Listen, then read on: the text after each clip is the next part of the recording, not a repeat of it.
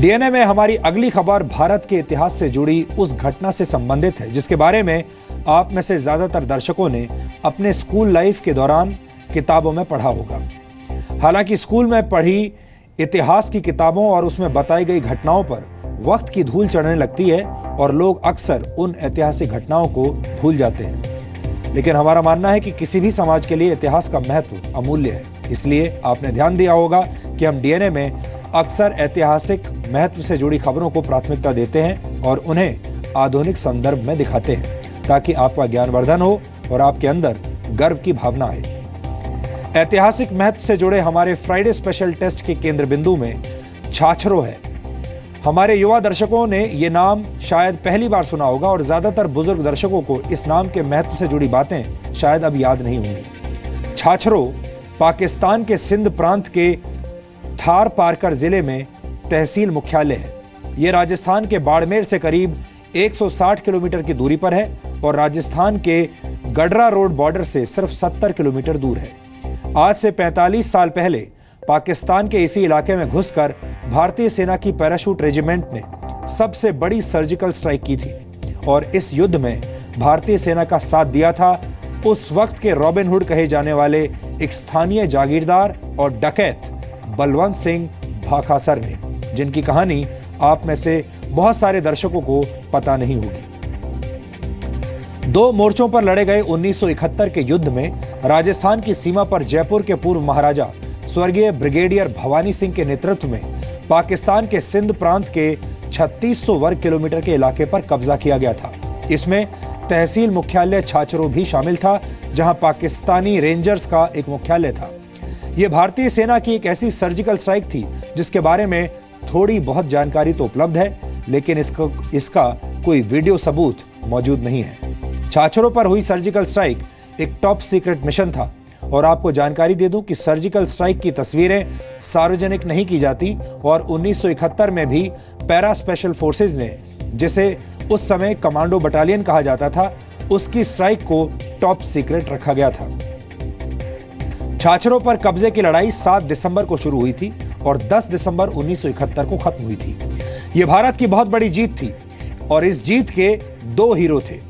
एक जयपुर के महाराजा और महावीर चक्र विजेता सवाई भवानी सिंह, जो 10 पैरा बटालियन के कमांडिंग ऑफिसर थे, और दूसरे हीरो थे पश्चिमी राजस्थान, उत्तरी गुजरात और पाकिस्तान के सिंध प्रांत के बाहुबली और डकैत बलवंत सिंह भाखासर।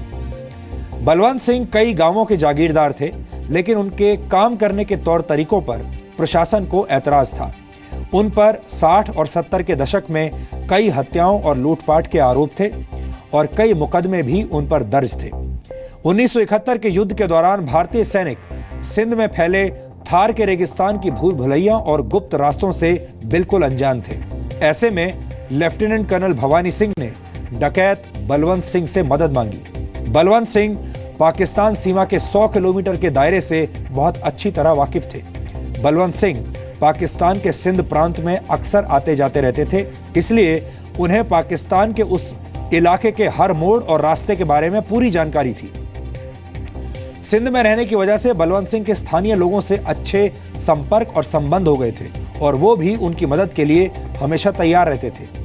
भवानी सिंह ने इस डकैत पर भरोसा किया और बलवंत सिंह के भरोसेमंद गाइड्स की मदद से भारतीय सेना थार के रेगिस्तान में घुसी और सरहद पार करके खामोशी से अपने लक्ष्य तक पहुंच गई। यह हमला इतना सटीक था कि छाछरों में तैनात पाकिस्तानी सैनिकों को लगा कि शायद उनकी ही सेना उनकी मदद के लिए आ रही है। भारतीय सेना केवल छाछरों पर कब्जा करके नहीं रुकी, सेना इससे भी आगे बढ़ती रही और आगे पाकिस्तान का तोपखाना था जिसका मुकाबला जीपों पर सवार भारतीय सैनिक नहीं कर सकते थे।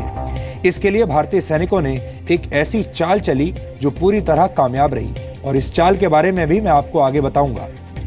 बस आप इतना समझ लीजिए कि केवल 4 दिनों में दुश्मन के इतने बड़े इलाके पर कब्जा करना कोई साधारण काम नहीं था। भारतीय सेना ने 1971 के पूरे युद्ध में इतना बड़ा कब्जा कहीं और नहीं किया था। देशहित के लिए काम करने की वजह से भारत सरकार ने बाद में डकैत बलवंत सिंह के खिलाफ दर्ज सभी मुकदमे वापस ले लिए और उन्हें राष्ट्रभक्त मानकर 2 हथियारों का ऑल इंडिया लाइसेंस भी प्रदान कर दिया गया। आज का फ्राइडे स्पेशल डीएनए टेस्ट सच्चे देशभक्त हिंदुस्तानियों को हैरान करने के साथ साथ गर्व करने का भी मौका देगा। इसके लिए हमारी टीम राजस्थान के बाड़मेर गई और वहां से इतिहास के पन्नों में लिखी सुनहरी जीत के सबूत हमने इकट्ठा किए। इस हमले के बारे में ज्यादा जानकारी उपलब्ध नहीं है, इसलिए हमारी टीम को बहुत मेहनत करनी पड़ी, लेकिन हमारी मेहनत कामयाब रही और जी न्यूज के संवाददाता कृष्ण मोहन मिश्रा आखिरकार उस घर तक पहुंच गए जहां से 1971 के युद्ध में छाछरों की जीत वाली खुशबू आज भी महसूस की जा सकती है।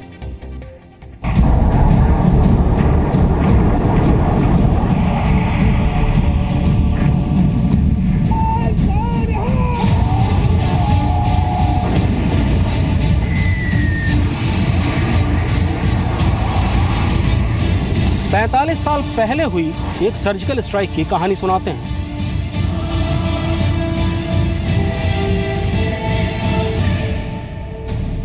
ये आज से ठीक 45 साल पहले हुई एक सर्जिकल स्ट्राइक की कहानी है। ये स्ट्राइक 6 दिसंबर 1971 से 10 दिसंबर 1971 यानी 4 दिन तक चली थी। इस अकेले हमले ने पूरे युद्ध में सबसे ज्यादा जमीन जीती थी। ये हौसलों, रफ्तार और रणनीतिक चालों की ऐतिहासिक कहानी है। सितंबर के महीने में एलओसी के पार हुई भारतीय सेना की स्पेशल फोर्सेस की सर्जिकल स्ट्राइक की पूरी दुनिया में चर्चा हो रही है। आज हम आपको 45 साल पहले हुई एक सर्जिकल स्ट्राइक की कहानी सुनाते हैं। इस कहानी में थार का रेगिस्तान है, एक राजा है और एक राजस्थानी रॉबिन हुड है। ये सर्जिकल स्ट्राइक दुश्मन के इलाके में 2 या 4 किलोमीटर नहीं 40 किलोमीटर से ज़्यादा दूर पर की गई थी और मुकाबले में दुश्मन की सेना के साथ हजारों की तादाद में हथियारबंद घुड़सवार जत्थे भी थे।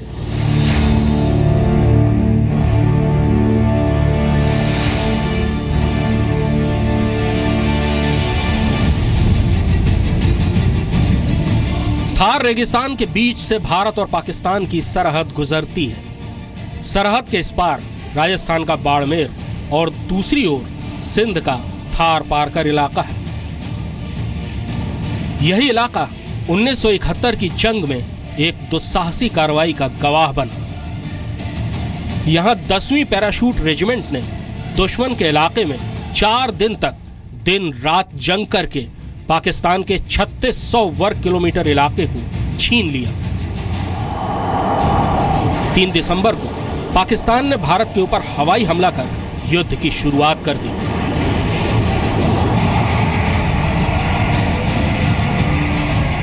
भारतीय सेना ने पूरे पश्चिमी मोर्चे पर तेजी से कार्रवाई की। यहां बाड़मेर से ही 10 पैरा ने हमले की शुरुआत की थी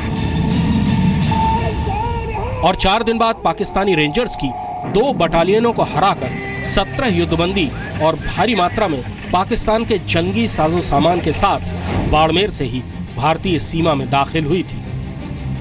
हमें इस कमांडो ऑपरेशन के बारे में बस इतनी ही जानकारी मिलती है। हाँ, इस बात का जिक्र कई जगह मिलता है कि एक स्थानीय ठाकुर बलवंत सिंह बाखासर ने इस ऑपरेशन में एक खास रोल अदा किया था। सरहद के उस पार सबसे डेयरिंग हमले का फैसला लिया जा चुका था। अब भारतीय सेना को जरूरत थी किसी ऐसे शख्स की जो थार के रेगिस्तान का चप्पा चप्पा जानता हो और जो सरहद के उस पार भी थार रेगिस्तान की वीरानी में चुपचाप और बहुत जल्द भारतीय सेना को उसके ठिकाने तक पहुंचा सके और उसके बाद उसको सुरक्षित वापस ला सके। भारतीय सेना की यह तलाश बहुत जल्द पूरी हो गई। यानी छाछरों पर हुए हमले की कहानी का भारत पाकिस्तान सीमा पर बसे एक छोटे से रेगिस्तानी गांव बाखासर से खास रिश्ता है। यहां ठाकुर बलवंत सिंह बाखासर के घर से इस ऑपरेशन की कहानी का सिरा मिलता है। बलवंत सिंह की पोते ठाकुर रतन सिंह बाखासर उन्हीं तौर तरीकों के साथ रहते हैं जैसे सदियों से उनके पूर्वज रहते आए थे और आज भी अपने दादा की कहानी वो बड़े गर्व से सुनाते हैं। पूरे सिंध पे जो नगर पार्कर डिस्ट्रिक्ट अभी कहते हैं, और मीरपुर खास छाछरों तक अपनी फौज पहुंच गई और छाछरों पे अपना कब्जा हो गया। पाकिस्तान की फौज बॉर्डर की तरफ थी, तो अपनी फौज अंदर की तरफ से जब सामने आई तो उन्होंने सोचा कि हमारी फौज हमारी मदद करने के लिए आ रही, जबकि अपनी फौज रण के रास्ते से अंदर ऊपर चली गई थी। उस फौज ने उल्टा अटैक इन पे किया, जो सिंध पूरा हिंदुस्तान के कब्जे में हो गया। अपने यहाँ से वहाँ कलेक्टर नियुक्त हुए, पुलिस व्यवस्था नियुक्त हुई, वहाँ अपने पुलिस स्टेशन नियुक्त हुए। अपनी 6 महीना भारत की पूरी शासन व्यवस्था वहाँ चली। लेकिन रतन सिंह आज भी वो गुप्त रास्ता पूरी तरह नहीं बताते जहां से टेनपेरा पाकिस्तान गई थी। इस हमले में जोंगा जैसी जीपों का इस्तेमाल किया गया था और पूरे हमले का नेतृत्व जयपुर के महाराजा स्वर्गीय ब्रिगेडियर भवानी सिंह ने किया था, जो उस समय टेनपेरा को कमांड कर रहे थे। हमले में कमांडो फोर्स पाकिस्तान के 100 किलोमीटर तक अंदर गई थी और छाछरों के बाद वीरवाह और अमरकोट पर भी कब्जा किया गया था। यहीं से हमें कर्नल हेम सिंह शेखावत के बारे में पता चला, जो बीकानेर में रहते हैं। कर्नल शेखावत उस हमले में शामिल एक युवा कैप्टन थे। छाछरों हमले के उन 4 जोशीले दिनों की एक एक बात उन्हें 45 साल बाद भी याद है कि हमारे पास में 150 लीटर फ्यूल था, ऑयल और राशन इस प्रकार से, और गाड़ियों के अंदर एमएमजी और एलएमजी माउंट करने के लिए ब्रैकेट बनाए गए ताकि हमारी गाड़ियां खुली रहे और हम जरूरत पड़ने पर दुश्मन के ऊपर आसानी से फायर कर सकें। इसके अलावा हमें टास्क मिल सकता था कि दुश्मन का जो कम्युनिकेशन सेंटर है उनको बर्बाद करना है तो कैसे किया जाएगा।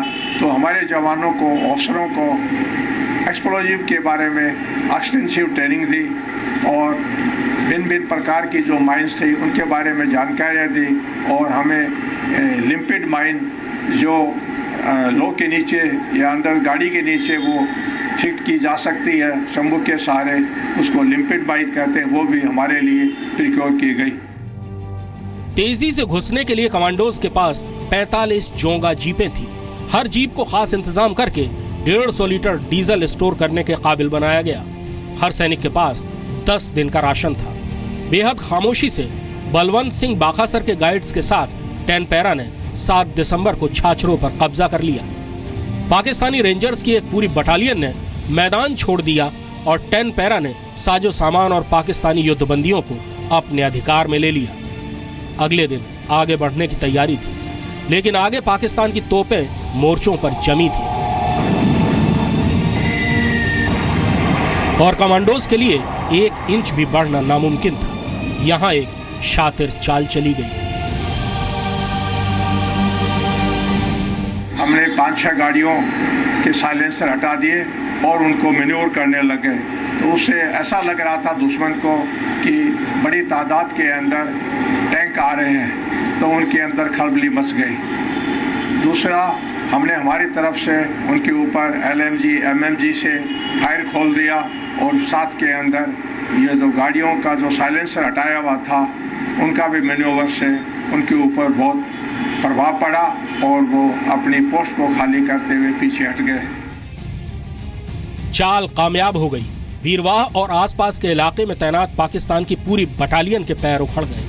टेनपेरा अब तक दुश्मन के इलाके में 100 किलोमीटर तक घुस चुकी थी।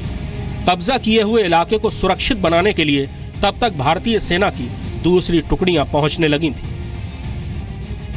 10 दिसंबर को टेनपेरा उसी खामोशी के साथ भारतीय सीमा में वापस लौट आई जैसे गई थी, और इस तरह से छाछरों पर स्ट्राइक पूरी तरह कामयाब रही। सिंध के थार पारकर जिले का 3500 वर्ग किलोमीटर से ज्यादा इलाका 1972 तक भारत के कब्जे में रहा।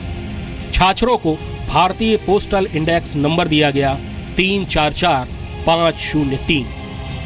कर्नल भवानी सिंह को महावीर चक्र प्रदान किया गया। इसके अलावा 2 वीर चक्र और 3 सेना मेडल भी टेनपेरा को मिले। बीकानेर से रौनक व्यास और कैमरामैन दीपेंदु दे के साथ कृष्ण मोहन मिश्रा, जी मीडिया, बाड़मेर।